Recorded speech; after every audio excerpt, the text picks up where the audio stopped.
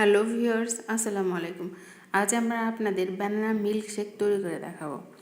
তো চলুন দেখে নিই বানানা মিল্কশেক তৈরি করতে আমাদের কি কি উপকরণ লাগছে। যারা আমার চ্যানেলটিকে এখনও সাবস্ক্রাইব করেনি অবশ্যই আমার চ্যানেলটিকে সাবস্ক্রাইব করে নেবেন। আমি এখানে দুধ নিয়েছি, চিনি নিয়েছি, ভ্যানিলা ফ্লেভার নিয়েছি আর নিয়েছি কলা।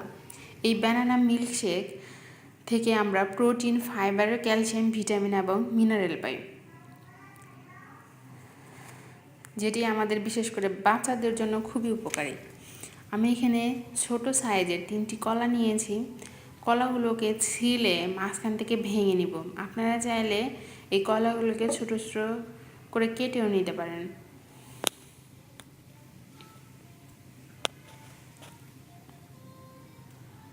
দেখুন,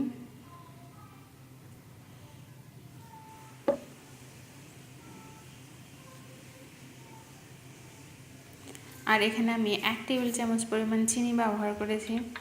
আর ফ্লেভারের জন্য সামান্য একটু ভ্যানিলা ফ্লেভার ব্যবহার করেছি। এটি একেবারে অপশনাল, আপনারা চাইলে ব্যবহার করতেও পারেন, নাও করতে পারেন। আর আমি এখানে দুধ ব্যবহার করেছি প্রায় 400 মিলির মতো। এবার আমি এই মিশ্রণটিকে খুব ভালো করে ব্লেন্ডারে ব্লেন্ড করে নেব।